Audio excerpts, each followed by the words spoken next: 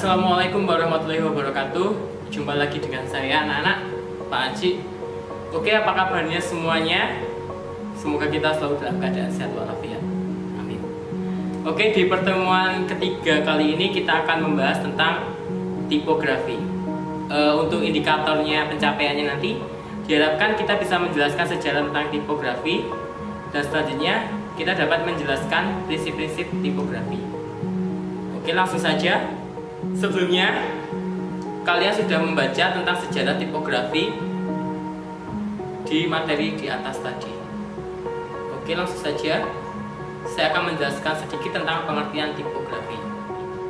Tipografi atau dalam bahasa Inggris yaitu typography merupakan suatu ilmu memilih dan menata huruf dengan pengaturan penyebarannya pada ruang-ruang yang tersedia untuk dapat menciptakan kesan tertentu dan khusus, sehingga dapat menolong para pembaca untuk mendapatkan kenyamanan membaca semaksimal mungkin.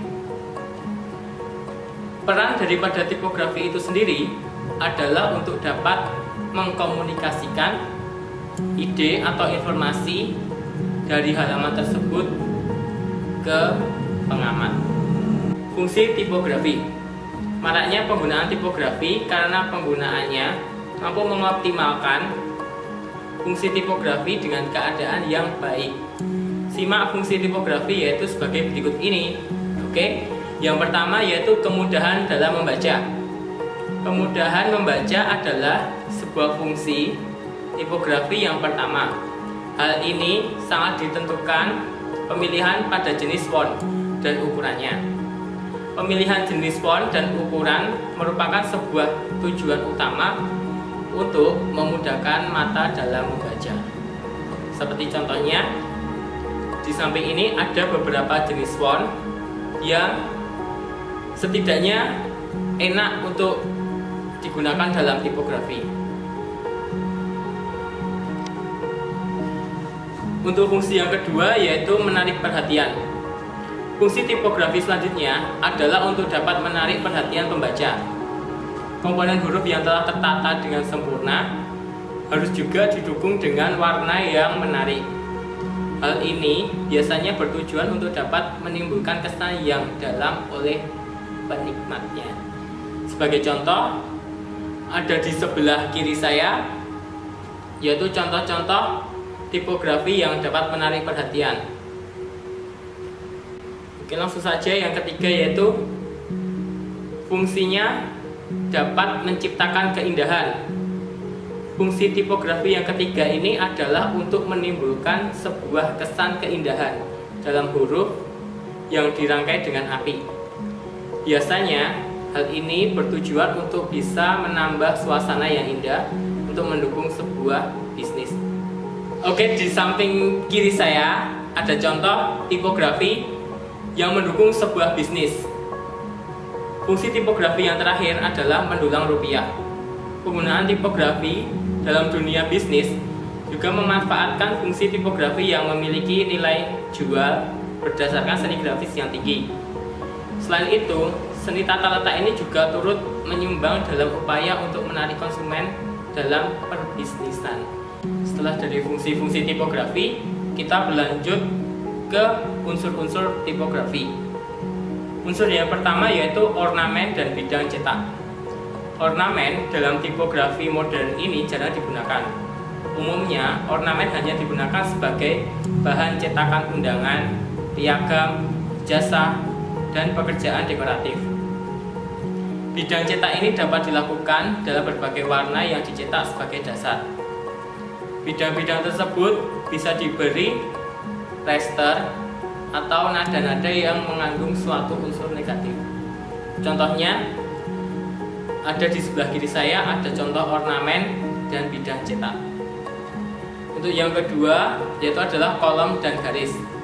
Sebuah kolom yang terdiri dari sejumlah baris dengan lebar tertentu. Dalam praktek lebar kolom pada kebanyakan majalah atau brosur sekitar 5-7 kata dan sekitar 6-10 huruf per kata pada surat kabar atau koran. Dengan jumlah kata per barisnya sangat lebih sedikit. sedangkan buku lebih banyak. Di sebelah kiri saya ada contoh penerapan dari kolom dan garis pada sebuah surat kabar, ada majalah, ada juga koran. Yang ketiga yaitu adalah baris. Baris terdiri dari suatu kata yang diatur satu persatu di belakang yang lain. Di antara kata-kata ada juga jarak antara kata. Sebuah baris harus memiliki sebuah koherensi optis atau uraian kalimat yang berkaitan satu sama lain dalam suatu paragraf. Yang keempat yaitu kata. Kata adalah suatu kombinasi susunan dari huruf-huruf tunggal, dalam arti huruf yang ditempatkan bersama untuk mengisi kata yang dapat diucapkan, yang dapat menimbulkan bunyi dan mengandung arti. Ejaan yang benar adalah sebuah kata atau sebuah unsur bahasa yang ditulis dalam bentuk huruf tercetak. Susunan kata dalam kalimat juga dipengaruhi oleh jarak antar huruf dan jarak antar kata. Yang kelima yaitu adalah kemiringan huruf. Kemiringan huruf yang dimaksud adalah suatu huruf yang tercetak miring, dengan kata lain disebut italik. Huruf italik ini dimaksudkan untuk dapat memberikan penekanan pada sebuah kata dan umumnya digunakan terhadap teks yang tidak terlalu panjang. Oke, yang keenam adalah berat dan lebar huruf. Pengertian berat dalam huruf terletak pada suatu perbandingan antara tinggi huruf yang tercetak dengan lebar stroke berat huruf yang dinilai sebagai bentuk tipis atau light, normal, reguler, dan tebal atau bold. Pengertian lebar di sini adalah sebuah perbandingan antara tinggi huruf dicetak dengan lebar huruf itu sendiri. Lebar huruf itu dapat ditinjau dari perbandingan proporsi, dapat dibagi menjadi 3 kelompok, yaitu condensed, huruf-huruf condensed, dan extended. Ini biasanya dapat diterapkan untuk teks yang pendek seperti pada headline dan subheadline. Yang ketujuh adalah ukuran huruf. Dalam penggunaan huruf, setting timah, setting foto, dan setting cahaya, ukuran huruf diatur poin milimeter atau juga inci. Ukuran poin atau pound yang paling umum adalah diantaranya 6 sampai dengan 72 pada huruf setting fotografi. Untuk sebuah judul dapat diatur dalam proses yang sama dan huruf-huruf secara individual. Dalam besar kecilnya diatur secara proporsional. Yang terakhir yaitu adalah bentuk huruf. Di antara sekian banyak bentuk atau jenis huruf dapat dikelompokkan menjadi 3 kelompok besar, yaitu huruf kait atau serif. Yang kedua adalah huruf tanpa kait atau sans serif. Dan yang ketiga adalah jenis huruf fantasi atau dekoratif atau hias. Sebagai contoh, huruf kait atau serif, tanpa kait atau sans serif, dan fantasi yaitu sebagai berikut. Bisa dilihat pada kiri saya ada contoh-contoh dari huruf serif, sans serif, dan juga dekoratif atau fantasi. Oke, cukup sekian materi pada pertemuan kali ini. Kita sambung lagi di pertemuan berikutnya. Kita akan belajar tentang jenis-jenis huruf dalam tipografi. Cukup sekian, saya akhiri.